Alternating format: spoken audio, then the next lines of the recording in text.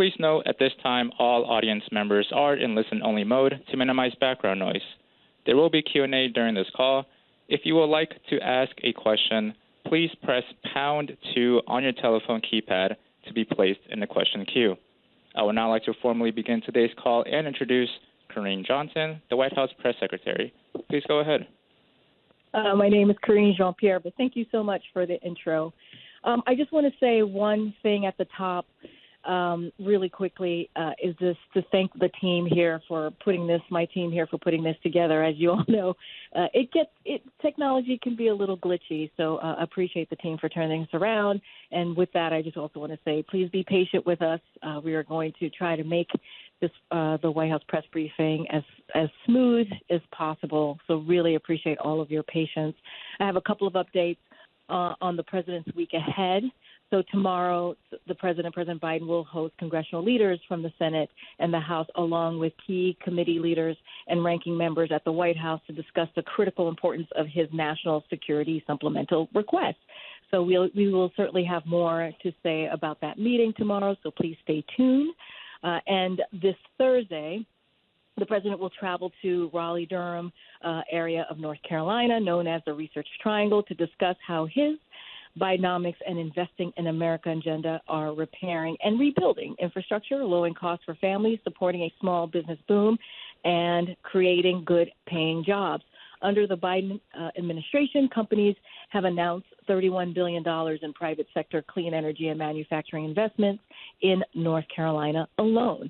And in North Carolina, President Biden's Investing in America agenda has so far helped more than 4,300 child care programs continue operating during the pandemic to provide critical child care for over 380,000 children, helped more than 2,500 restaurants weather the pandemic and keep employees on the payroll, helped 880,000 households across the state save money on internet bills, and provided 2.1 million Medicare beneficiaries with access to prescription drug cost savings. On Thursday, the president will talk about how we continue to build on this and delivering for families, workers, and businesses across North Carolina. And with that, I will turn it over to my NSC colleague, Admiral John Kirby, who will discuss the latest in the Middle East. Admiral, the floor is yours.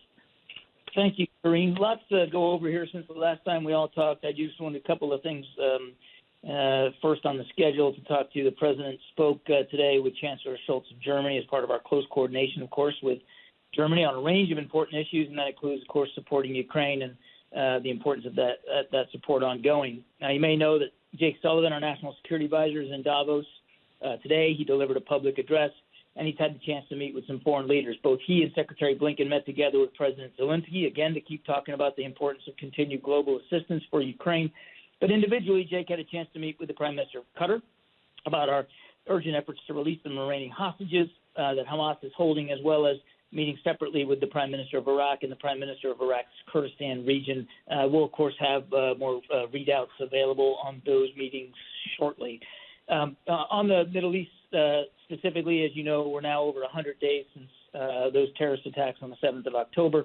And over the weekend, the president spoke to this, including a heartfelt statement on the grief and suffering that the families of those hostages have now felt every single day since the 7th of October. And we have not stopped our efforts to try to bring them home. In fact, Brett McGurk was in Doha this week, focused specifically on the hostage situation and in trying to move forward new proposals to bring them home. This will remain a top priority for us. Meanwhile, this weekend, Hamas released videos of 3 hostages, including one young woman who was supposed to be released in the original deal, but at the last minute, Hamas refused to do so, saying that it would hold young women hostage in direct violation of the deal that they had negotiated. And then they later released a video showing the remains of 2 other hostages, a reminder of their cruelty and barbarism.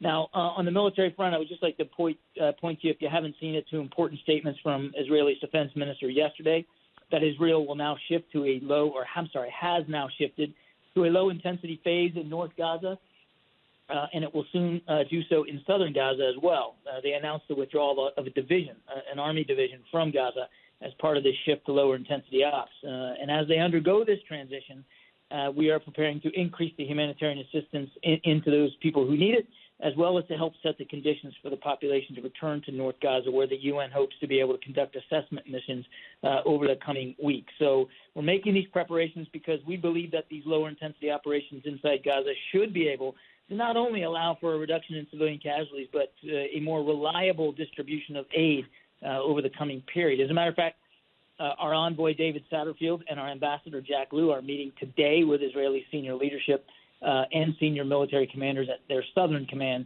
to discuss all these issues. And then just lastly, again, on the humanitarian crisis, the images coming out of Gaza continue to be heartbreaking and painful. As the president has said, every innocent life lost is one too many. We don't want to see any more civilian casualties. Now, Israel, of course, has a right to defend itself. But Hamas also continues to be an active threat to Israel, and its leaders have vowed to repeat the attacks of the 7th of October again and again and again. Just yesterday, Hamas took credit for the brutal murder of an Israeli grandmother who was stabbed to death in a car. But again, we've encouraged Israel, particularly now as it shifts to this new phase, to do so in terms of their operations as surgically and as precisely as possible to minimize those casualties. And we're also at the same time focused on increasing the flow of trucks into Gaza. I'll end with this, and that's that just today we were able to get 228 trucks into Gaza over those two crossings. Again, not enough, but we're trying to keep the level at above 200 if we can. Now, a big hindrance to that, of course, is the fighting itself, which is why the Israel Defense Minister's comments about switching to lower intensity operations could have a dramatic effect on our ability to do that. And with that, I'll turn it back over.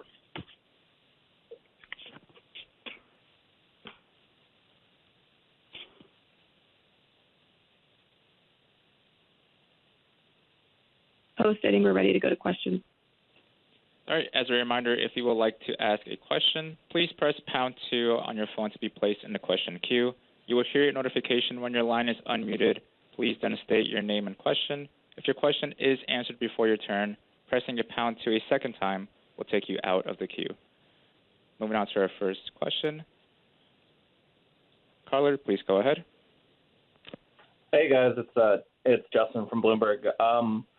I had one for Karine and one for Kirby. Karine, on the meeting tomorrow, is that a signal that that the president has and negotiators have gotten close on a deal for Ukraine aid and immigration changes, or is this kind of a chance for them to work out the final details, or are we just not there yet at all? And then, Kirby, I was wondering if you could talk about kind of the state of the situation with the Houthis. Obviously, we saw more attacks in the last couple of days and a response today by the U.S. Is this a signal that the first round of strikes by the U.S. and the U.K. didn't achieve their desired effects? Are you looking at all at kind of expanding our effort to a new target set, using special forces at all, any sort of expansion, or do you still kind of see this as headed in the direction that you had hoped for?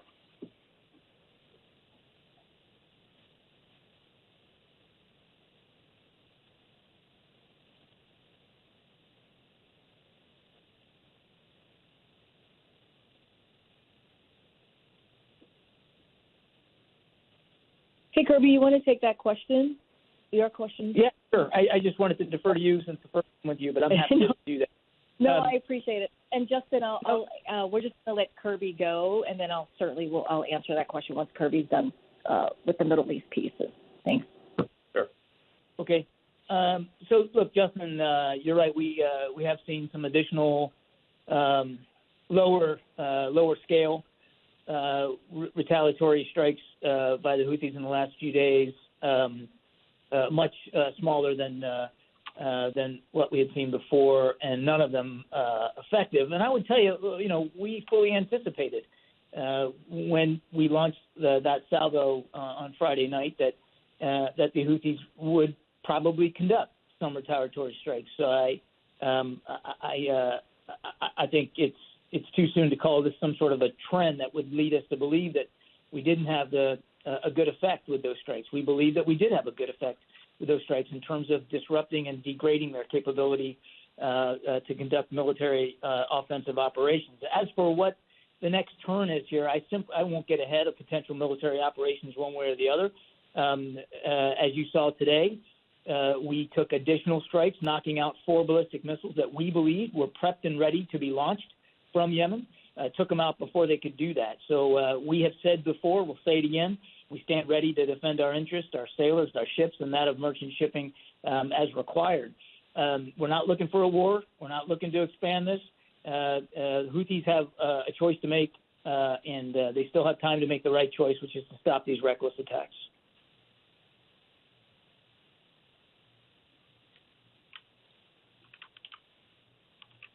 Host, we're going to go to the next question. We'll come back around to questions for Karine after Kirby's portion. All right, moving on to our next caller in queue. Steve Holland with Reuters, please go ahead. Hey, John, you mentioned the Brett McGurk in Doha on hostages.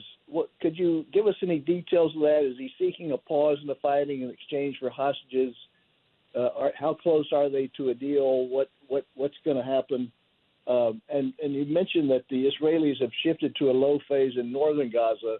What are the prospects for that taking place across all of Gaza? Thanks, Steve. So on a new hostage deal, what I can tell you is that we're working on this very, very diligently. That is why Brett was in Doha this past week.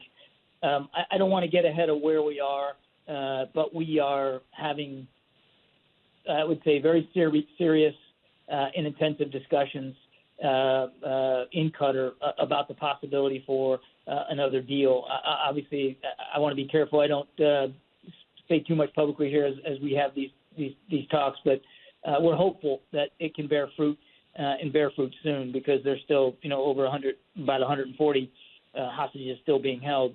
As for your question about whether their shift to lower intensity operations can, how fast that will spread across Gaza, that's really not a question I'm qualified to answer. The Israeli Defense Forces are much better to speak to that. They just announced yesterday, as I said in my opening statement, the removal of a division, a full division of Army troops from Gaza. We think that's a positive step forward in terms of getting to lower intensity ops. We hope that it will allow for the movement back into North Gaza, because really the bulk of the operations are being conducted in the south right now. So we hope that this removal of these troops and this announced transition that they've made, that it will allow for people to flow back into North Gaza, alleviate some of that pressure in the south, particularly around Khan Yunis, and we'll see where it goes from there. But again, I wouldn't want to get ahead of Israeli military planning. Thanks, John. Yes, sir.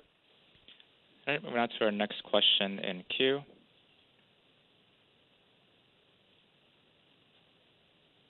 Weijia Zhang with CBS, please go ahead.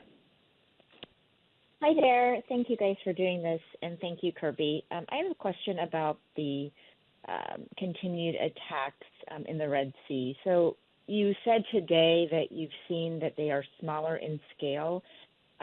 Today, obviously, the strike on the Maltese carrier did not result in any injuries. Can you verify how many injuries have been reported in these now 30-some attacks on commercial vessels?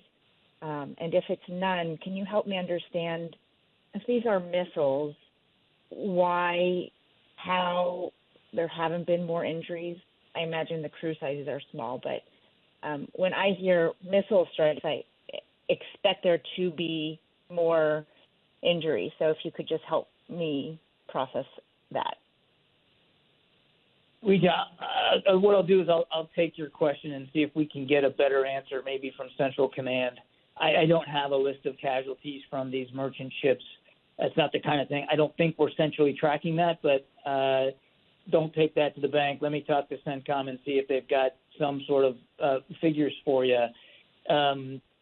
You're right. I mean, I would a couple of things here. Number one, most of these missile attacks and drone attacks have been ineffective. You're right. There was a hit today, but no injuries caused, no real significant damage to the ship, by the way.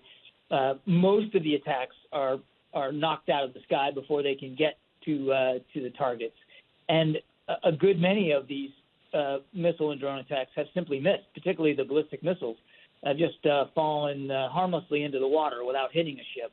So that's one reason why I think the numbers haven't been dramatic. Number two, you named it. I think it's a fair point. I mean, a lot of merchant ships today don't have large crews. It's not like a Navy ship where you'd have hundreds of sailors aboard a destroyer or thousands aboard an aircraft carrier. These large merchant ships, there's a lot of automation, and they simply don't have big crews. That's probably one reason as well. And then they're very big ships, and so even if one were to take a hit like the one today, depending on where it is struck, may have little to no impact, or certainly a not a significant impact on that ship's ability to continue to transit safely. So again, they're very big ships. A lot of their freeboard, what we call the space between the water level and the top of the side of the ship, that's called freeboard, can be very, very high depending on how much freight they're holding. So there's probably a lot of reasons for that, but let me take it back and see if we can give you a better figure on the data. Okay, so given what you just said, Kirby, and given the fears of escalation that the conflict will expand, can you explain why the retaliatory strikes are still worth it? Our retaliatory strikes or theirs? The U.S.'s and our allies. Essentially, if their strikes aren't really having that much of an impact and they're not causing injuries, and there is a concern that, retaliatory strikes will widen the war, just, why is it still worth it? Except we believe by taking away some of their capability, degrading that capability, which we think we did on Friday, it can have an impact on the effectiveness of future strikes. By taking away, degrading some of their capability, certainly makes it harder for them to conduct these strikes. And just because there hasn't been a catastrophically successful one yet, thanks to a lot of great work by the U.S. Navy and allied and partner navies, doesn't mean that we can just turn a blind eye and sit back and do nothing. We want these attacks to stop. We warned the Houthis not to conduct them. They continued to conduct them.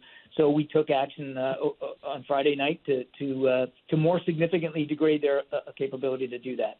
And as we've said before, while we won't telegraph future punches, we're not going to hesitate to take further action if needed. Thank you. Yes, ma'am. All right, moving on to our next question in queue. Zeke Miller with AP, please go ahead.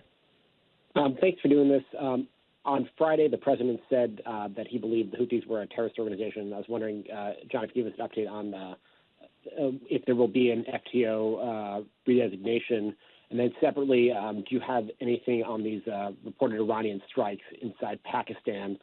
Is the U.S. believe that those increases the risk for a broader regional escalation? Thank you. Zeke, nothing to update yet on the FTO designation. As I said earlier, we're still reviewing that process, or we're still in the process of reviewing it. No decisions made, so no updates for you. I'm not aware of Iranian strikes into Pakistan. Are you talking about their strikes near Erbil in Iraq?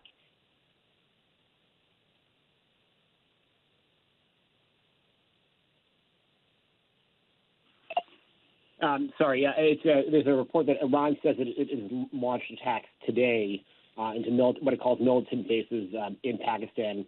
I'm going to get the pronunciation wrong. It's Jaish al-Adl, and it follows the attacks, obviously, in Iraq and Syria.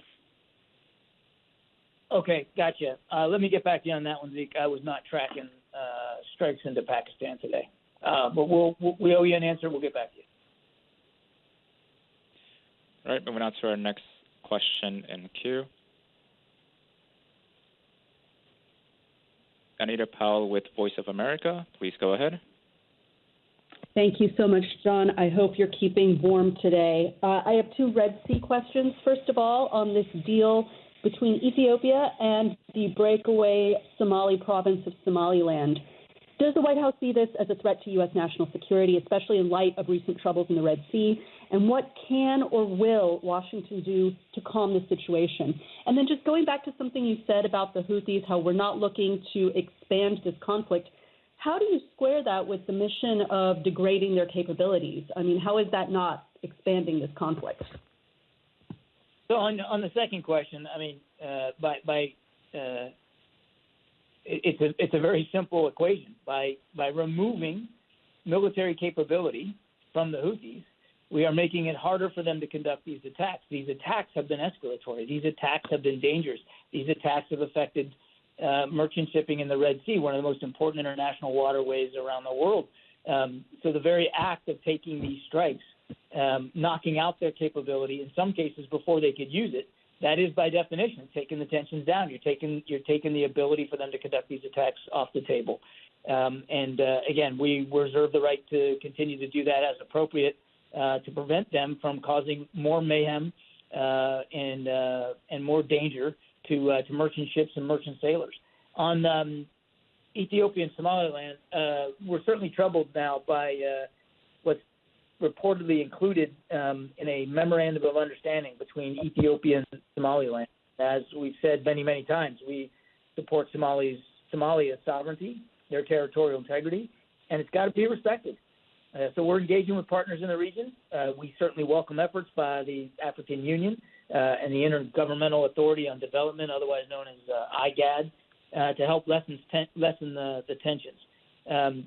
What we're particularly concerned about is that this MOU, recently now inked between Ethiopia and Somaliland, threatens to disrupt the fight that Somalis, Africans, and regional international partners, including us, are waging against al-Shabaab. And al-Shabaab remains a viable terrorist threat in the region without question. So, look, we don't believe that the region can afford any more conflict. We don't think this MOU is moving us in the right direction. And we'll keep raising that not only with partners there in the Horn of Africa, but also elsewhere. So just to press you on, is that a threat to U.S. national security then, this possibility that Shabaab may rise? It certainly could directly impact national security interest in the region without question, because we hold al-Shabaab as a continued foreign terrorist organization, continued dangerous threat to our interests and the interests of our partners. So there could be a U.S. national security threat posed by the language in this MOU, which is why we're deeply concerned about it. Thank you. Yep. All right, moving on to our next question in queue. Aurelia End with AFP, please go ahead. Hi, thanks so much for taking my question. I would have two questions about Ukraine. The first one is a pretty simple one. Can you say that as of now there is no U.S. assistance anymore going to Ukraine, that it's de facto over? And second question, can you give us a sense of the conversation Jake Sullivan had with President Zelensky in Davos? What were the concerns he raised? What was the message, etc.? Thank you so much. On your first question, our last security assistance package was authorized on the 27th of December. Now, I would have to refer you to the Pentagon to talk to you about each of the items in that package and where they are in the shipment process. I don't know if every single thing in that package has actually arrived in Ukraine. As you know, sometimes it takes as little as a few days. Sometimes it takes a couple of weeks or more for material to get to Ukraine. But that was the last one. There isn't another one in the works right now or being scheduled for announcement or delivery. We meant it when we said it at the time that was the last one for which we had replenishment authority, and there's not another one in the works right now. And that is why it's so important for us to get this national security supplemental funding for Ukraine so that we can keep that aid going, as is clear that the Russians continue to want to strike civilian infrastructure and continue to carry on the war inside Ukraine. I don't have anything more on the specific discussion with President Zelensky. I think the State Department put out a readout of that discussion since it was Secretary Blinken, who had that meeting with President Zelensky. Jake was certainly in attendance, but they did talk about the importance of, continuing the global assistance to support Ukraine, and of course they also talked about what's going on the battlefield, how Zelensky sees the effort, and as you know, he was also in Davos, Zelensky, talking about this peace formula of his. So that too came up, the idea of trying to help operationalize and internationalize the peace formula that President Zelensky put forward. But again, I'd point you to the State Department readout for more.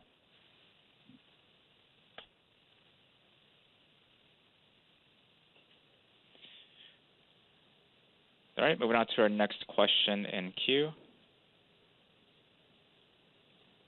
Selena Wang with ABC News, please go ahead.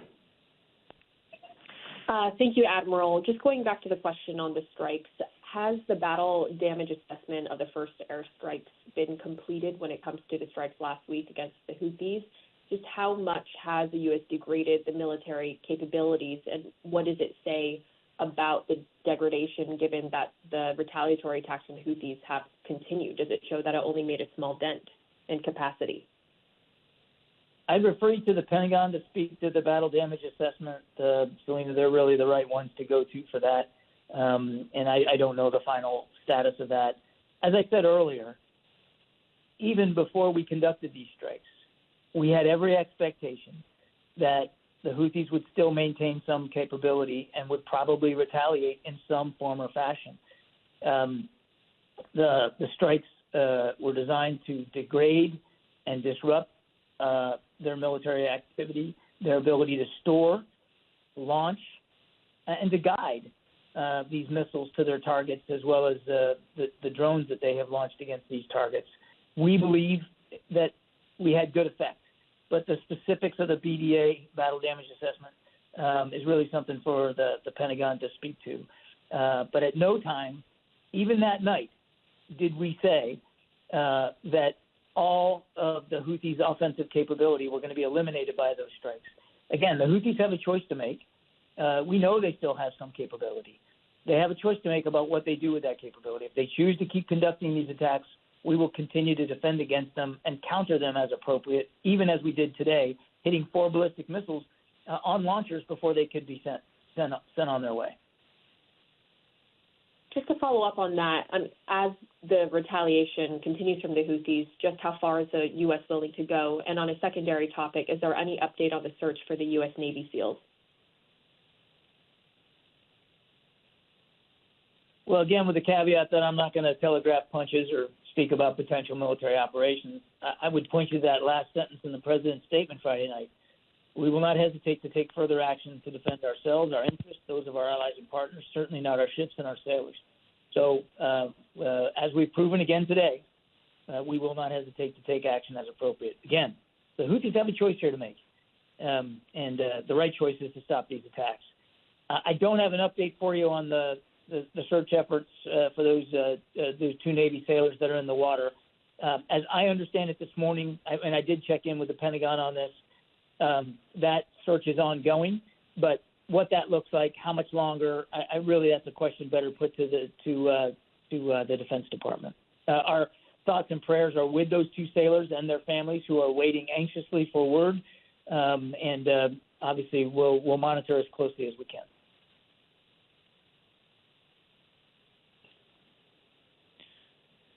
All right, moving on to our last question. MJ Lee with CNN, please go ahead. Hey, Admiral, thank you. Just given that Hamas has released these new hostage videos, which you referenced before, and the IDF is continuing to attempt hostage rescue operations, I wondered whether the U.S. has received any new intelligence on the 6 American hostages in recent days, and at this point, whether the U.S. believes that they are alive. Thanks, MJ. I don't know of any additional tactile information that we have received about those 6 Americans that we still believe are being held hostage We're obviously working and continue to work very hard to get them released, but I'm not aware of any additional information that we have.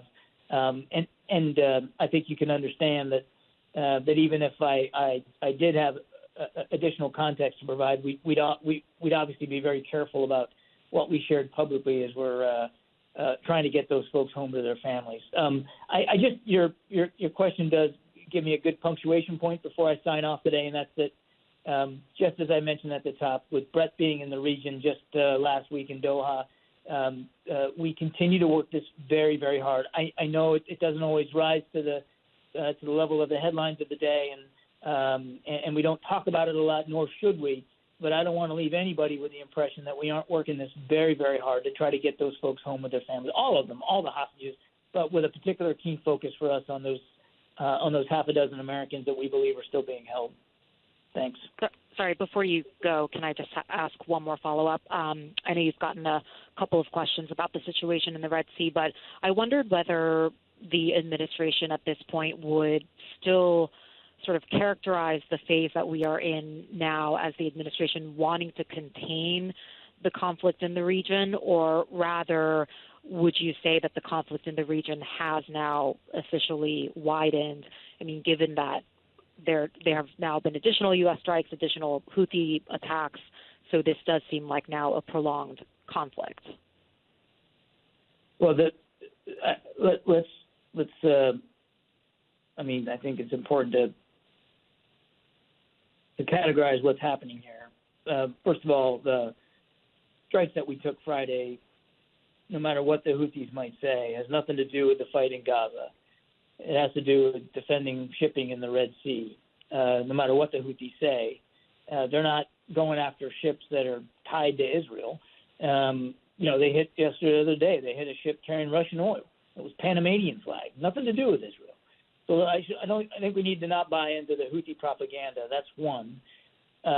We still have an interest in not seeing this conflict widen or escalate. In fact, that's why we took those strikes on Friday, to degrade Houthi capability so that it can't widen and escalate. We still have that interest. We're still working to that end, even as we work to continue to make sure Israel has what it needs to defend itself.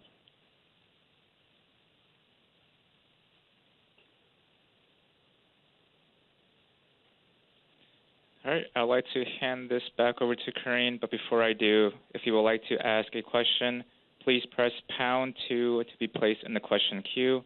If your question is answered before your turn, pressing #2 a second time will take you out of the queue. Karine? Fantastic. Thank you so much. And Admiral, thank you for your time. Appreciate you being on the call with us today. And also, guys, I know this is not the best, but we wanted to make sure folks didn't have to come in today with this weather, and hopefully folks are safe at home or wherever you are, being safe today with this weather. I do want to start off by going to Justin's question that he asked of me, and I just wanted to make sure I did that as it relates to the meeting that the president is having tomorrow here at the White House with congressional ranking members and leaders to talk about the very important supplemental request that this president made, as you know, a couple months ago at this point. Look, that supplemental request is obviously continues to be a top priority, including, right, to secure our border, including to help Ukraine defend itself against Putin's tyranny, as we all know, as you all have covered for almost 2 years now. And I will say that while the president is having this really important meeting tomorrow, negotiations on a bipartisan agreement on the border, as includes funding and policy, are still ongoing. So that is, we believe, is headed in the right direction, the right track. And we're going to continue to say, right, Congress should act. They should act quickly. This is about the securing our border. This is about our national security. And the consequences of congressional inaction would be severe. So the president, yes, is going to have this all-important conversation, he believes, on the supplemental request, obviously as it relates to our national security. The negotiations continue, and so that is also really important. A bipartisan agreement is needed, and so we're doing those negotiations on the Senate level, as you all know. I think I'm just going to go to AP.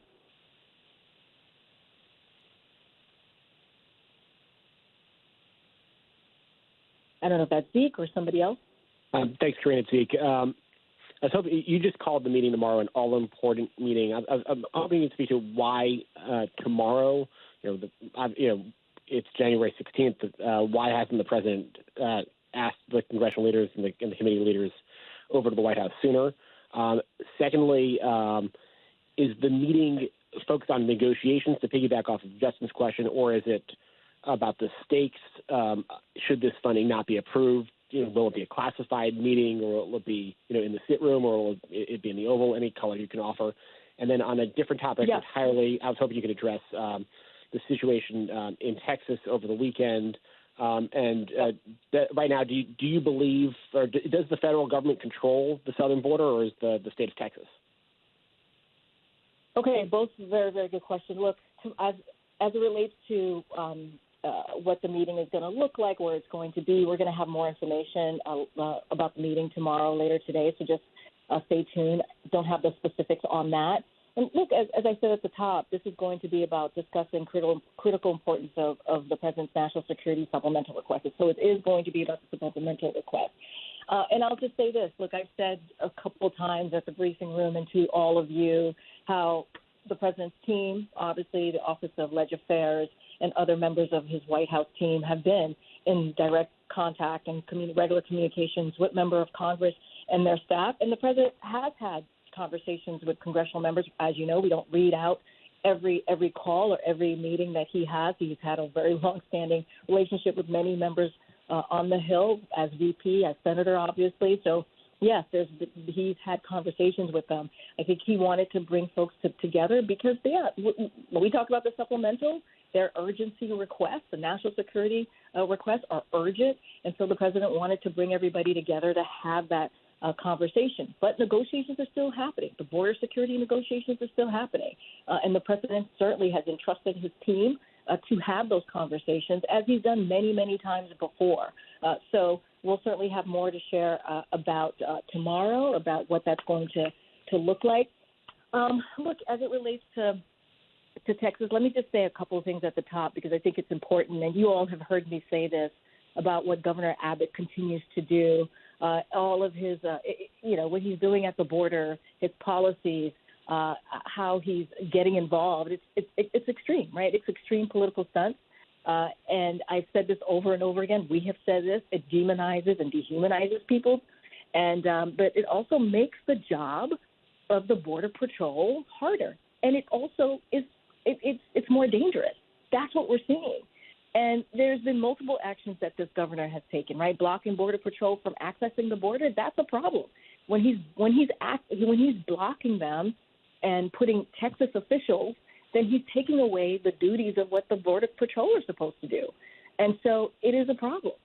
Leaving migrants on the side of the road during winter, you've heard me say that. Installing razor wire to make Border Patrol's job more dangerous. Promoting extreme and unconstitutional laws like SB 4.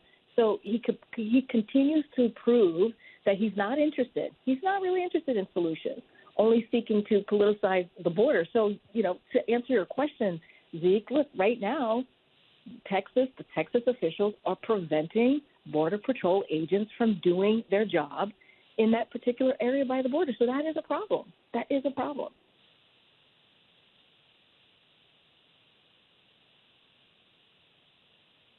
Just waiting for the next question then. All right, moving on to our next question in queue. Steve Holland with Reuters, please go ahead. Hey there, Karine. Hey, Steve. Hey. So the president told us on the South Lawn on Friday that he was in favor of significant alterations on the border. Could you fill that out? What is he talking about there? And are they going to get into this level of detail in their talks tomorrow? And then I just had a second thing. Did the president watch any of the Iowa coverage last night? Did he make any observations about it?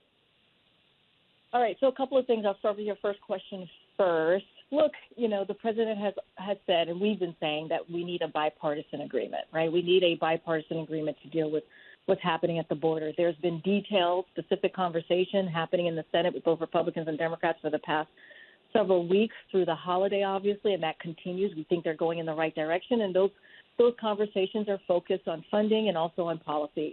Yes, the president believes that we're going to have to really, in order to have a bipartisan agreement, you have to make, changes.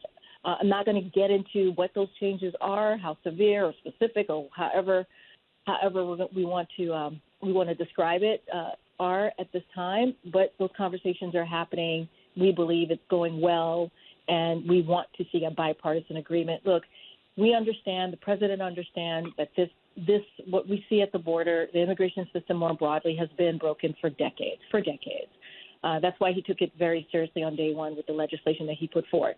Now we have to have serious conversations, which we have been with both Republicans and Democrats in the Senate, to see what we can do to address the issue at the border. And so tomorrow, I'm not going to get ahead of the meeting. I don't really know how specific it's going to get. I can tell you the agenda is to talk about the president's supplemental, the national security portion, obviously, of the supplemental, and how important it is to get moving on that. But now I'm not going to get into details of specifics of how granular they're going to get at all in that meeting. But it is going to be important, and we'll have more for all of you to share on that. As it relates to the caucuses, the Iowa caucus, I want to be really careful, as all you know, is that I'm a federal employee, obviously, so not going to comment on the upcoming election, 2024 election. What I can say, I know folks had this question, the president was here last night at the White House as it relates to if he's seen it or not. Of course, I'm sure he's seen the coverage of the Iowa caucus. Don't have anything specific to share on that. And I also want to lift this up, too. Yesterday, you saw the president. Some of you traveled with us. We were in Philly. We went to Philly Abundance. And I think it's important to lay out what's important to this president, right? He went to a non-for-profit food bank that serves the Philadelphia and also the Delaware Valley region of Pennsylvania, and the work that they do is to drive hunger from our community, right? To get that out. We're talking about food insecurity today, and to end hunger for good. So, look, he distributed food. You all saw that. That was really important. That was his main focus for yesterday. And he's going to continue to focus on the American people. That's what he's going to do. He's going to continue to focus on others, helping hardworking middle-class families, build an economy from the bottom up and from the bottom up, middle out. That's what he's going to do, protecting American freedom, bringing the country together around, optimism, vision for the future. So that's going to be the president's focus. And I will go to the next questioner. Thanks. All right, moving on to our next question in queue. MJ Lee with CNN, please go ahead. Hey, MJ. Hey, Karine. Just on the Iowa caucuses last night, what, if anything, I know that you are not going to get into details, but just generally speaking, what, if anything, did the president make of the results that showed that the majority of caucus goers said they don't believe that his win in 2020 was legitimate? And if you can't speak to the president's reaction to that, can you speak to the reaction to that from yourself or other White House officials? So, here's what I'll say, because we've talked about this before from the briefing room. So it's not, this is something that deals with 2020, so I can actually speak to this. Look, the president is going to continue to stand against conspiracy theories, right? And we know what you just laid out to me about how people feel has been debunked, right? It has been debunked by federal judges who are Republican judges. Other officials have debunked that. We had a very free and fair election. That's what we know. That is the fact. And it's important to state that. It's important to be clear, very, very clear about that. Look, I can say this, I can say that the president, is going to, as it relates to how he's moving forward, not focus on the 2024 election. He's going to continue to stand against dangerous personal revenge schemes and conspiracy theories that have cost. Let's not forget, these dangerous conspiracy theories have cost law enforcement officers their lives, and that is what we saw on January 6th in 2021. It was an attack on our democracy, and it was because people believed, the insurrectionists, the mob, more than 2,000 people who showed up at the Capitol believed the conspiracy theories that they were told about this election, and it cost officers their lives. And that is incredibly dangerous. Our democracy was under attack. Again, a very scary moment in our history, a dark time in our history. You heard the president talk about this very recently when he was in Valley Forge. And so, look, we have to speak out about that. We have to be very clear spoken about those types of conspiracy theories. We have to speak against them. And so I'll just leave it there. Moving on to our next question in queue. Annie Linsky with Wall Street Journal. Please go ahead. Hi there. Annie. Hi there, Karine. I wanted to ask about the news over the weekend that John Kerry is departing his post. Could you tell me whether or not the president plans on replacing him, and what you believe he accomplished in that role, and anything more about why the president agreed for him to leave now at this particular moment? So, look, a couple of things, because I've gotten to know the Special Envoy Kerry and obviously former Secretary of State Kerry, and I know that the president appreciated everything that he was able to do in the past 3 years. So I can just put it on the record, I can confirm that in the upcoming months, that Special Envoy Kerry will leave the administration, as I just stated, after 3 years of service. And let's just to talk about his tenure for a second. He was able to deliver with the leadership, obviously, of this president, the most ambitious climate agenda in history. When you think about restoring America's leadership on climate around the world, implementing the largest investment in climate ever, putting us on track to cut emissions in half by 2030. I can't speak to. I know folks have been wondering what Secretary Kerry is going to do next. I certainly can't speak to that, but certainly we'll be sure to keep you posted. Look, as for who's going to be next, I certainly don't have any personnel announcement to make at this time. But our work, the work that he started, the work is going to continue. The work to address the climate crisis will continue. Let's not forget what we were able to do just last month. We announced a rule that's going to cut methane emissions from oil and gas operations by nearly 80%, I believe, and that's a huge announcement. That's incredibly important. But the president is incredibly thankful to Secretary Kerry. It is his personal decision to leave, so certainly not going to speak to that. But look, we got a lot done. We got a lot done in the 3 years. The president, when it comes to climate change, the president has had the most aggressive agenda than any other president before him on getting things done and getting to a place where we're dealing with the climate. Thanks for your question, Annie. Thanks. All right, moving on to our next question in queue. Selena Wang with ABC News. Please go ahead. Hey, Selena. Hey, Karine, thanks for doing this. I know you can't speak too much about it, but is there anything else you can say about the president's view about Trump's resounding win in Iowa? He was asked yesterday about why he felt compelled to seek a second term, and he said, quote, the things that Trump is saying, he means them, he's running to get revenge. Just wondering if you can elaborate on what the president's thoughts are. Look, and I think you're speaking to the interview that the president did on yesterday, obviously on Dr. Martin Luther King Day with Reverend Al Sharpton. He called into his radio show, and I know it's been previewed on one of the cable networks, what the president said. And so the president, appreciated that conversation, had a really, I think, thoughtful conversation about what he's thinking moving forward. Obviously, I can't get into specifics on that, but I would certainly refer folks to what the president laid out as it relates to why he's running and why he's decided to run and how he views this next several months. So I'm not going to get into that. You could hear it for yourself in his own words.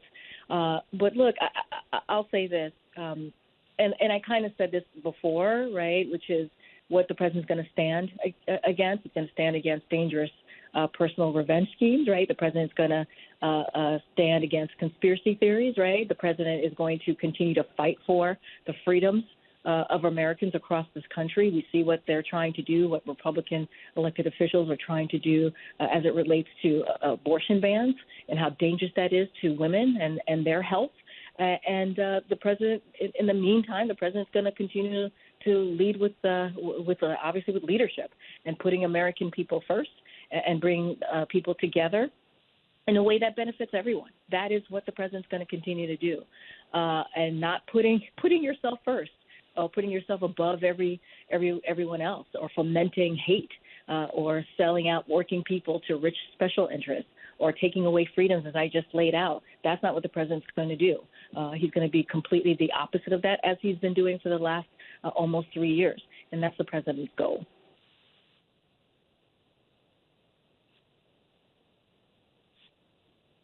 All right, moving on to our next question in queue. Joey Garrison with USA Today. Please go ahead. Hey, Joey. Hey, Joe. Doing well. How about yourself? Has President Biden spoken to Secretary Austin since his release from the hospital yesterday? And are there any plans for the two to meet in person now that he is out of the hospital? Thank you. No, good question. Thank you for the question. Look, we're happy to hear of his discharge. Obviously, look, the president is looking forward, and we said this last week, to the secretary getting back to the Pentagon, obviously, and so don't have anything to share on when they're going to either see each other or speak. Obviously, they spoke last week. The secretary has very much been engaged and involved in what we're seeing in the Middle East right now, and more broadly on his schedule, on the secretary's schedule. That's something that the Pentagon can speak to. Can't speak to that from here. But obviously, we are very happy to see that, to hear of his discharge, and looking forward to him getting back to the Pentagon. Thanks.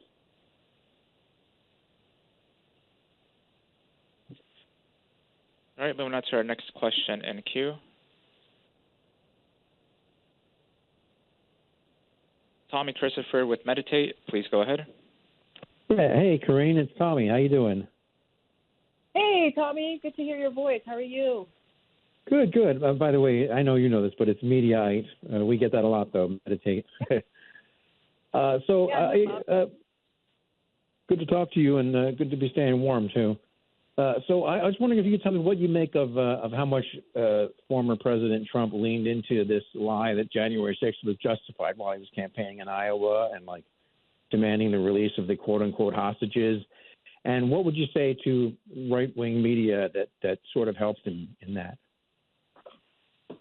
Yeah, look, always want to be very, very careful on speaking about candidate Trump, especially in as an upcoming 2024 election. What I'll say more broadly about the January 6th comments, look,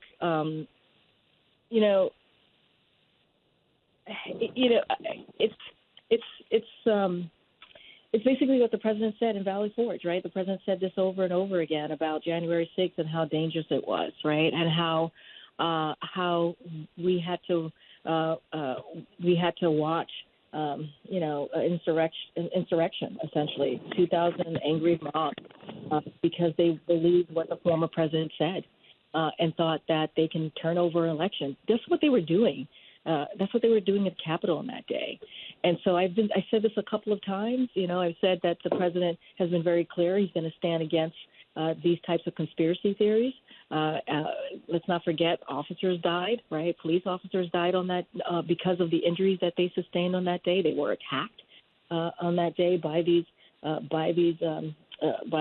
folks who were trying to take over the Capitol. And so we have to be very clear about what happened on that day. We cannot forget about what happened on that day. And the president said this, our democracy, we have to continue our democracy. And I'll just repeat a little bit of what he said in his remarks, right? There is a choice to be made. There is a choice that we have to make.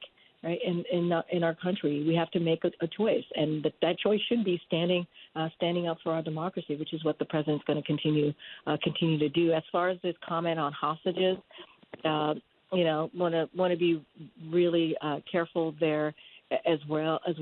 Don't want to comment on any DOJ investigation or legal process. But as you've seen, American veterans note, it's grotesque and offensive. It is offensive to compare those convicted of assaulting cops and attempting to overthrow the American government, that veterans have died defending for innocent Americans, innocent Americans like in Israel, Israelis and people of other nationalities who were abducted. Right, they were abducted by Hamas on October 7th, and so. It is, I'll just keep it there. It is something that I want to be mindful to speaking to, but it is incredibly grotesque and offensive. And anything for right-wing media? Say that. Who shall remain nameless? Look, it is our responsibility, and I know you all know this. As it relates to reporting and I don't know, like, okay, separate from the election, right? If you think about what we saw on January 7, 2021 on the front page, right, the front page coverage, that so many brave reporters, right, if you think about it, risked their lives to give the country the information that they needed. And that hard-won coverage exposed the brutal, unprecedented assaults on our Constitution, on the law enforcement, on American democracy itself. And so I think it's really important that, we lift up what these brave journalists and reporters are doing. And it is, I would say this, it is an insult to those who lost their lives and to, the selfless reporters who put everything on the line to show us the true stakes of that moment, and who are tirelessly investigated afterward to help anyone who were putting out grotesque lies about the attack on the Capitol. And so I'll say that and just kind of lift up the work of reporters who literally risked their lives on that day to make sure the American people had the truth. Thank you, Karine. We should do this again sometime. Definitely. Thanks, Tommy. All right, moving on to our next question in queue. Lynn Sweet with Chicago Sun-Times. Please go ahead. Hi, Karine. Thank you for doing this. Bear with me, because my question is narrow in scope, because you've talked about some of the broader issues with the situation on the Texas border. Governor Pritzker of Illinois and Chicago Mayor Johnson are pleading with the federal government for more interior coordination at the border. Governor Abbott dealing with the migrants who Governor Abbott wants out of Texas. So let me concede in this question that he is going to continue to send migrants out of Texas. So my question is, why can't the federal, or why isn't there more federal action regarding interior coordination among where the migrants go at the border? Because right now it's not left to the federal government. It's left up to Governor Abbott to send migrants to the cities, and they're to the cities of his choosing. Why does Abbott, not the federal government, get to decide? So let me just say a couple of things. What Governor Abbott is doing, and I said this earlier when I was asked this question, I believe by Zeke from the AP, that what he's doing is a political stunt, and it's doing is it's not making communities safer for certain, and it's also it's demonizing and certainly dehumanizing people, and we've called that out. We've been calling that out, what his actions are doing.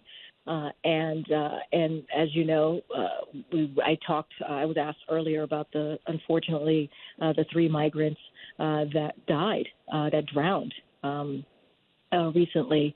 And so it is unfortunate that we're seeing that. And that's also, I mean, there's so many parts to this question. That's also why you're seeing a bipartisan conversation happening in the Senate. It's been happening for some time with Republicans and Democrats.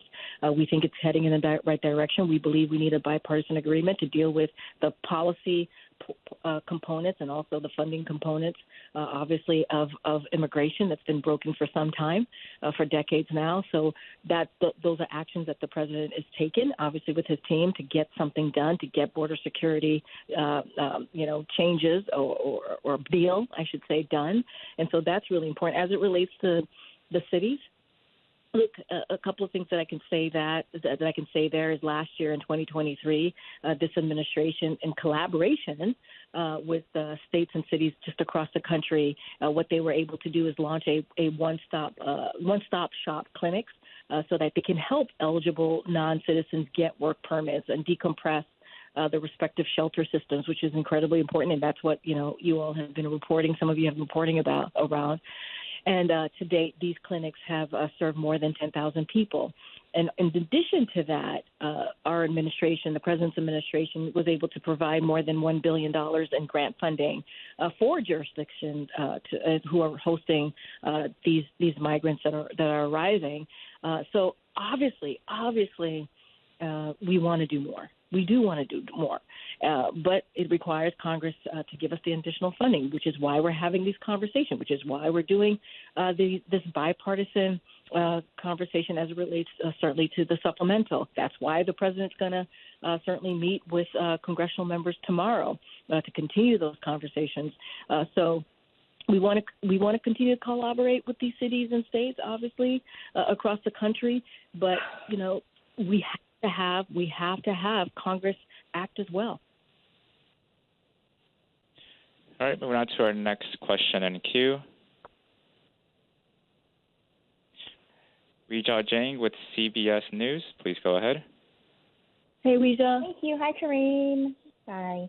Thank you Hi. for doing this. I just had a quick question on Eagle Pass, because what we've heard so far is possible recourse from the administration has all been legal in nature. And I just wonder, is there anything else you can do to gain access to the border? Thank you. No, it's a good question, and I appreciate all these questions, but there's about the border in particular because they're very important. Look, the Border Patrol, they have to have access to the border. They have to in order to enforce our laws. And DHS has sent Texas a cease and desist letter regarding their clearly unconstitutional actions. And here's the thing: if Texas does not stop blocking what Border Patrol agents should be doing, right, which is enforcing the laws, but if they don't stop blocking their access, we're going to refer the matter to Department of Justice for appropriate action. But obviously, DHS has taken action. They asked for a cease and desist in their letter, and we Border Control agents need to have access in order to enforce the law. That's what they need. They need the governor of Texas to stop playing political games and to stop doing these political stunts. It is putting people's lives at risk, and that is what we're seeing. No, I hear you, but given the fact that people's lives are at risk, to go to DOJ, the Supreme Court, these things take time to play out. So I'm wondering if there's anything immediate that the counterpart to the Texas National Guard, which is blocking the border, is there anything you can do at the border physically to gain access? Or is the only thing you can do is let it play out in the justice system? I would say we're just, look, here, and that's the problem, Weijia, right? It's like, it is unfortunate that you have a Governor Abbott, that's watching this happen, right? That's watching people be put in harm's way, law enforcement also be put into harm's way, because it does make a situation dangerous for the Border Patrol agents and dangerous for the migrants, obviously. And allowing this to happen, like, that is actually a question for Governor Abbott. He is doing these political stunts, and it is causing harm. It is not fixing the problem. The Border Patrol agents are not able to really move forward with enforcing our laws. I mean, this is what a elected official is doing.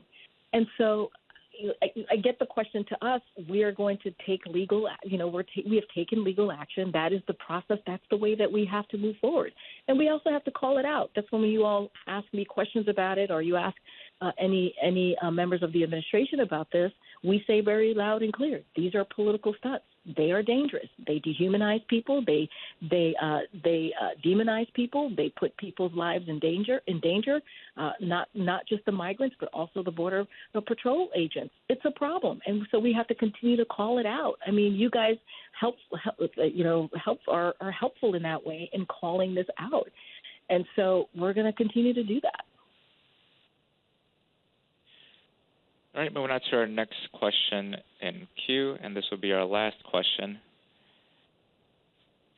Kelly O'Donnell with NBC, please go ahead.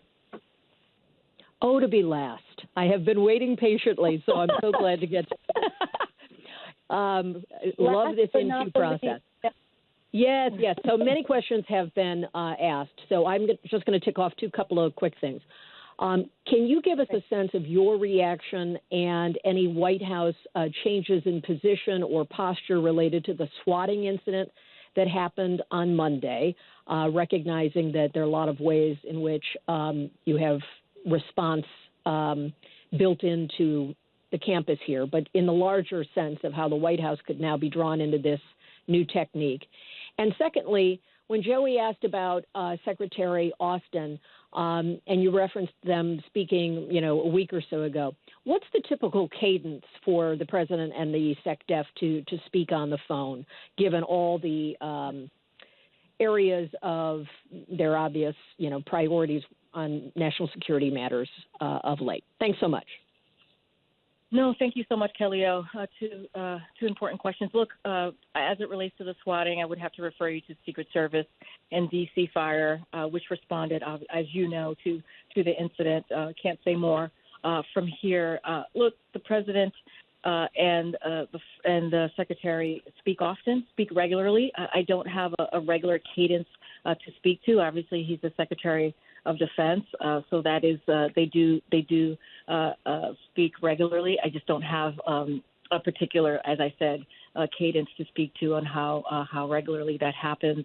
And I would also say that from senior levels of the Department of Defense and also at the NSC and obviously at the State Department, they are in constant communication with their counterparts or the folks that they deal with on a regular basis.